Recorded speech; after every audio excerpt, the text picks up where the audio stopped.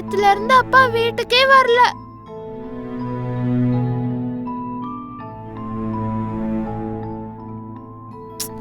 எப்ப வருவாருன்னு கேட்டா எல்லாரும் ஏதேதோ சொல்லிட்டு இருக்காங்க.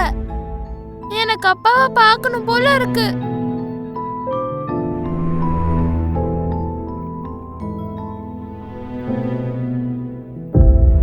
அப்பா வந்துருவாரு லக்கி. உன் அத்தையும் உன் அப்பாக்கு ராக்கி கட்ட தான் வந்திருக்காங்க. அப்பா வர சொன்னதாலதான் அத்தை வந்திருக்காங்க. நிஜமாவா அத்தை? அப்பாடா, இப்பதான் எனக்கு கொஞ்சம் தைரியமா இருக்கு. ஆமா, எதுக்காக எல்லாரும் டல்லா உட்காந்துட்டு இருக்கீங்க? நீ யார்கிட்டயும் பேசாம தனியா ரூம்குள்ள போய் உட்கார்ந்துட்ட இல்லையா, அதனாலதான் எல்லாரும் நீ வெளியில வரலையே நினைச்சு கவலையோட உட்கார்ந்துகிட்டு இருக்காங்க. அப்படியா? எல்லாருக்கும் வெரி சாரி. நான் தான் இப்ப வெளியே வந்துட்டேன்ல, இன்னும் இதுக்கு வருத்தப்படுறீங்க? சரி சரி, நீ ஜுன்னுக்கு ராக்கி கட்டுறேன்னு ப்ராமிஸ் பண்ணியாமே, பின்ன அத கட்ட மாட்டியா? கட்டணும்னு தான் தோணுது.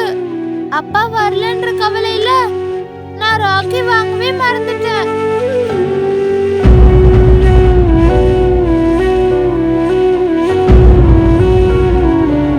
லக்ஷ்மி, இப்போ உன் மனசு எவ்வளவு வேதனையா இருக்குன்னு என்னால புரிஞ்சுக்க முடியுது.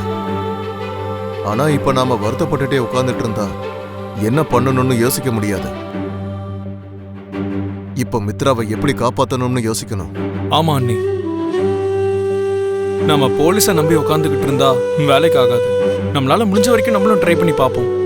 நாமளும் தேடினாதான் அண்ணனை கண்டுபிடிக்க முடியும். இப்ப மித்ராவை கிட்னாப் பண்ண அந்த டீம் பணத்துக்காக பண்ணிருப்பாங்களா, இல்லனா வேற ஏதாவது காரணத்துக்காக பண்ணிருப்பாங்களான்னு எனக்கு தெரியல. எனக்கு என்னவோ பணத்துக்காக தான் பண்ணிருப்பாங்கன்னு தோணுது. இல்ல விவேக், இத கண்டிப்பா பணத்துக்காக செஞ்சிருக்க மாட்டாங்க. இத அவங்க கண்டிப்பா வேற ஏதோ காரணத்துக்காக தான் செஞ்சிருக்கணும்.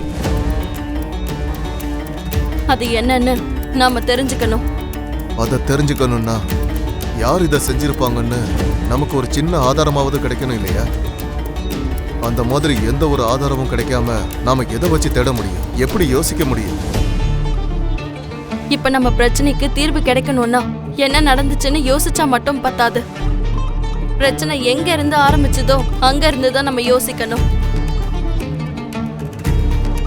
அப்பதான் இந்த பிரச்சனைக்கான தீர்வு நமக்கு கிடைக்கும். அப்படின்னா இப்ப நாம என்ன செய்யறது? என் கூட வாங்க, நான் சொல்றேன். நீ நினைச்ச மாதிரி சம்யுக்தாவும் லக்ஷ்மியும் ஒண்ணுதான்னா கண்டிப்பா அவ மித்ராவை கண்டுபிடிக்கிறதுக்கு எந்த லெவலுக்கு வேணாலும் அவ போவா. அவளுக்கே தெரியாம அவளை நம்ம ஃபாலோ பண்ணா தெரிஞ்சிட்டு போகுது. கடைசி நிமிஷத்துல மித்ராவை நாம தான் காப்பாத்தணும்னு சொல்லி மித்ரா கிட்ட பில்டப் விட்டோன்னு வை, அந்த கிரெடிட் எல்லாம் மொத்தமா உனக்கே கிடைக்கும். அதெல்லாம் ஆண்டி, மித்ராக்காக நான் உண்மையாவே ரொம்ப கஷ்டப்படணும்னு நினைச்சிட்டு இருக்கேன். இங்க பாரு மனிஷா, இந்த கஷ்டப்படுறதும் வேதனைப்படுறதும் எதுக்கு சொல்லு? இன்னும் நீ எந்த காலத்துல இருக்க? எங்க பாரு, நம்ம ஒரு வேலை செஞ்சா நம்ம கையில மண்ணே ஒட்டக்கூடாது. ஆனாலும் நம்ம வேலை முடியணும், அப்படி இருக்கணும். அததான் ஸ்மார்ட் ஒர்க்னு சொல்லுவாங்க. நான் சொன்ன மாதிரி ஃபாலோ பண்ணு, சரியா? சரிங்க ஆண்டி. அப்படின்னா மித்ரா எங்க இருக்கான்னு இது வரைக்கும் தெரியலையா? இன்னும் தெரியல ஜோசியரே. நீங்க எங்ககிட்ட விஷயத்த சொல்றதுக்குள்ள மித்ரா வீட்டை விட்டு வெளியே போயிட்டான். அப்போத்துல இருந்து அவன் எங்க போனா, யார் அவனை கிட்னாப் பண்ணாங்க, எங்களுக்கு எதுவுமே தெரியல.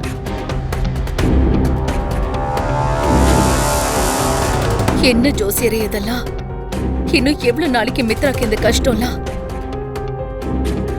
இன்னும் எவ்வளவு நாளைக்கு அவனுக்கு இந்த கண்டம் இருக்கும்? எல்லாத்தையும் விட முதல்ல இப்ப இந்த கண்டத்துல இருந்து என் பையன் எப்படி வெளியில வருவா? இப்ப மித்ராவை சுத்தி கண்டங்கள் சூழ்ந்திருக்க அரவிந்தா. அந்த கண்டம் உன் பையனை முழுங்கறதுக்கு காத்துக்கிட்டு இருக்கு. மித்ராவுக்கு என்ன ஆகும் ஏது ஆகும்னு சரியா சொல்ல முடியும்.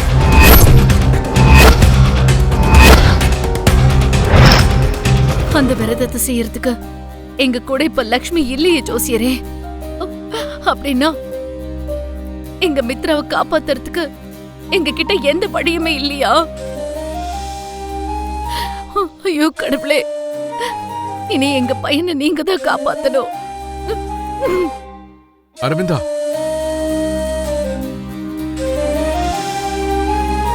லக்ஷ்மியை இந்த விரதத்தை செய்ய வைக்கிறதுக்கு ஒரு வாய்ப்பு இருக்கு. லக்ஷ்மி உயிரோட தான் இருக்கா ஜோசியரே. அந்த விஷயம் எனக்கு முன்னாடியே தெரியும். என்ன? லக்ஷ்மி உயிரோட இருக்காங்கிற விஷயம் உங்களுக்கு முன்னாடியே தெரியுமா? லக்ஷ்மி உயிரோட இருக்கான்னு வெளியே தெரிஞ்சதுன்னா நந்தன் குடும்பத்துக்கு ஆபத்து ஏற்படும்னு தான் அவ வெளியே காட்டிக்கல. என்கிட்டயே அவ தன்னை பத்தின எந்த உண்மையும் வெளியே சொல்லக்கூடாதுன்னு சொல்லி என்கிட்ட அவ சத்தியம் வாங்கியிருக்கா.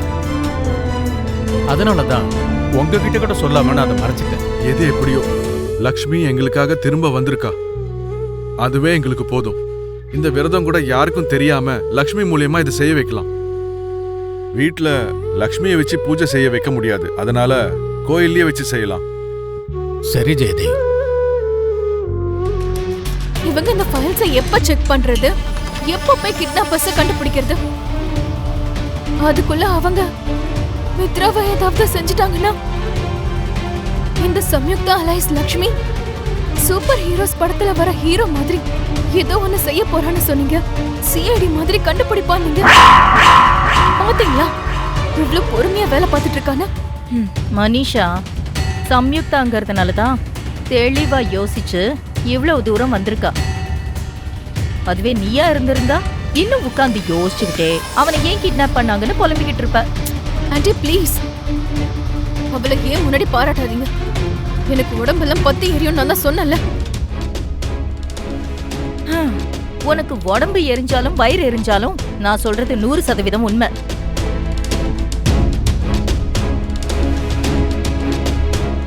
இது எல்லாத்தையும் நாங்களும் பார்த்துட்டோம். இதுல ஒண்ணு கூட அந்த கிட்னாப்போட மேட்ச் ஆகவே இல்லை. சார், ஒரு ஹெல்ப் பண்றீங்களா? சொல்லுங்க. இதுல சின்ன சின்ன கிட்னாப் பண்ணிருப்பாங்கல்ல, அவங்கள தவிர்த்து பெரிய லெவல்ல கிட்னாப் பண்ணவங்களோட லிஸ்ட் எனக்கு கொடுக்குறீங்களா? இதுல நிறைய பேர் ஜெயில இருக்காங்க, சில பேர் விடுதலை ஆயிட்டாங்க. இப்போதைக்கு பாத்தீங்கன்னா ஒரு சில பேர் தான் கிட்னாப் பண்றாங்க. அவங்க ஃபோன் நம்பர் ஏதாவது கிடைக்குமா? கண்டிப்பா.